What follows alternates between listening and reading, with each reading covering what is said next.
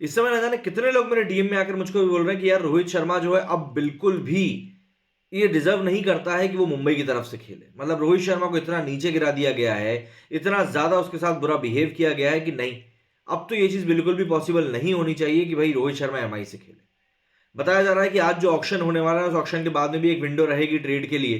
तो बोल रहे हैं कि हो सकता है रोहित शर्मा दूसरे में ट्रेड कर ले या रोहित शर्मा खेले ना। मुझको ऐसे इसकी पॉसिबिलिटी नहीं लग रही। मैं आपको सिंपल सा फैक्ट बताऊं, क्योंकि रोहित शर्मा उस तरह के खिलाड़ी नहीं है। रोहित शर्मा उस तरह के खिलाड़ी हैं जो कि लॉयल्टी के साथ खेलते हैं। जब हम महेंद्र सिंह धोनी की बात करते हैं, विराट कोहली की बात करते हैं, एक लॉयल्टी की बात आती है ना, बस वही लॉयल्टी। अब वो लॉयल्टी उनके साथ टीम रख रही नहीं रख रही है वो एक अलग बात है, बट रोहित शर्मा जहां तक मुझे लगता है वो लॉयल्टी वाले प्लेयर है। लेकिन इन सब चीजों के बारे में बातें क्यों उठ रही हैं? क्या सिर्फ हार्दिक पांड्या का यहां पर कप्तान बनकर आना ही ये सबसे बड़ा कारण है? नहीं, मुझको सिर्फ एक ये कारण नहीं लगता। ये कारण जरूर है कि पब्लिक क्यों ये चीज बोल रही है, लेकिन मुझे सिर्फ एक ये कारण नहीं लगता। दरअसल हार्दिक पांड्या की अभी एक ऑडियो क्लिप काफी वायरल हो रही है। इंग्लैंड के मैच की ये ऑडियो क्लिप है। इंग्लैंड में ही मैच था, एजबेस्टन का ये मैच बताया जा रहा है। रविंद्र जडेजा वहां पर फील्डिंग कर रहे थे, हार्दिक पांड्या बॉलिंग कर रहे थे। उस दौरान हार्दिक पांड्या जडेजा को एक गाली बकते हैं, मां की गाली बकते हैं, और बोलते हैं कि मेरे टाइम पे मेरी सुन, उस मेरे टाइम पे और किसी की सुनने की जरूरत नहीं। और एक बड़ी ही अभद्र सी गाली का भी उन्होंने वहां प्रयोग किया। ये रील मैंने अपने इंस्टाग्राम पर डाल के रखी है, वहां पर जाकर आप देख सकते हैं। फॉलो करने की जरूरत नहीं है, जस्ट मैं आपको बता रहा हूँ, यहाँ कॉपीराइट के चक्कर में मैं आपको लिए डाल नहीं सकता हूँ। अब इसके वायरल होने के बाद एक बार फिर से कहा जा रहा है कि मुंबई इंडियंस जो है किस कैप्टन को लेकर आया, किस तरह के कैप्टन को लेकर आया। मतलब इस तरह के कैप्टन जो कि अपने ही टीममेट्स के साथ में इस तरह से गाली गलौज करता है। क्योंकि हार्दिक पांड्या का ही एक और इंसिडेंट मोहम्मद शामी के साथ भी सामने आया था, जब गुजरात टाइटंस के कप्तान बनाए गए थे और मोहम्मद शामी जो कि एक बहुत ज्यादा सीनियर खिलाड़ी हैं हाँ पांड्या से, उनको लेकर कुछ गलत शब्दों का इस्तेमाल कर रहे थे। ये मामला तो खैर इतना बढ़ गया था कि इसके बाद में फिर खुद शामी को सामने आकर इस चीज को लेकर बात करनी पड़ी थी कि यार यहां पर क्या कुछ बातें हुई हैं। मतलब इतना ये मामला बढ़ गया था। अब इस बारे में हम लोग मतलब क्या बोले, आप किस तरीके से आप इन चीजों को जस्टिफाई कर सकते हो? आप एक ऐसे प्लेयर को लेकर आए हो टीम में कप्तान बनाकर, जिसने कि पिछले ही साल कहा था कि एमआई जो है उसको टीम बनानी नहीं आती, वो तो बस बड़े बड़े प्लेयर्स को अपने पास लेकर आ जाता है।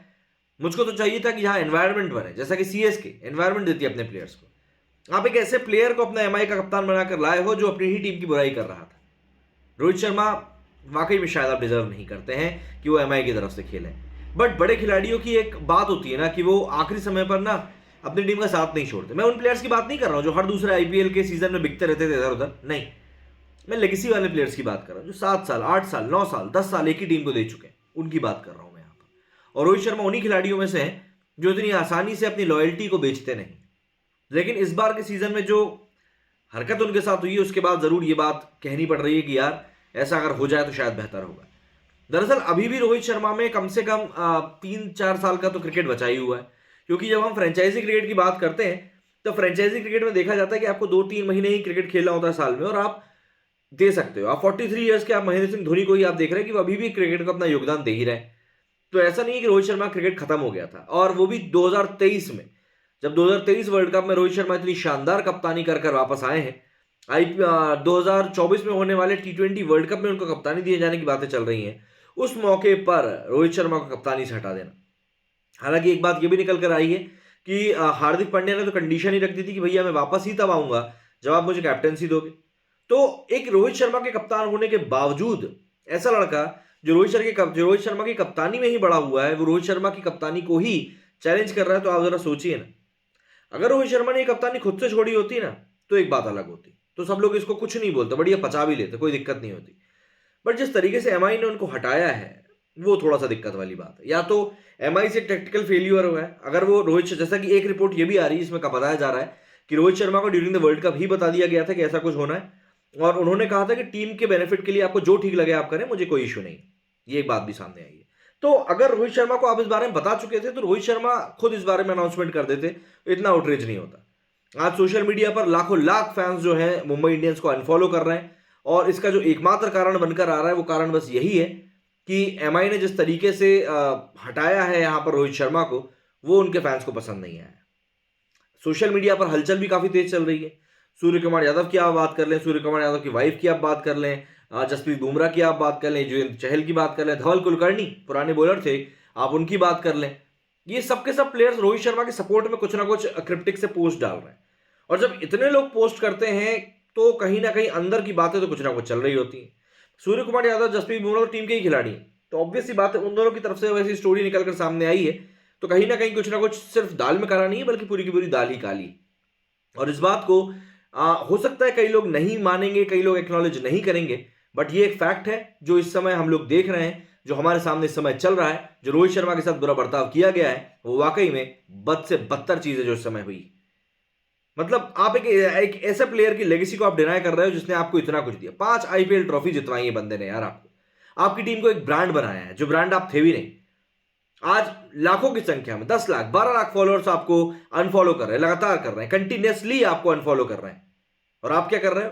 बस ठीक है, अब फॉलोअर्स बढ़ना शुरू हो गए है ना, लेकिन एक बार जो फॉलोअर्स इनके नए बढ़ रहे हैं ना, उनके नाम जाकर देखो, उनके डीपी जाकर देखो, अजीब अजीब से नाम है उनके, वो जो बॉट टाइप के नहीं बना दिए जाते। ऐसी ऐसी लड़कियों की इसमें आपको फोटोज देखने के लिए मिलेंगी जिनको कि मतलब एक सभ्य समाज में आप उस डीपी को दिखाना भी नहीं चाहोगे। ये बॉट होते हैं, ये ऐसे अकाउंट, फेक अकाउंट्स होते हैं जिनको कि बनाया ही इस काम के लिए जाता है, बस जहां पर पैसे मिले वहां बेच दिया जाता है।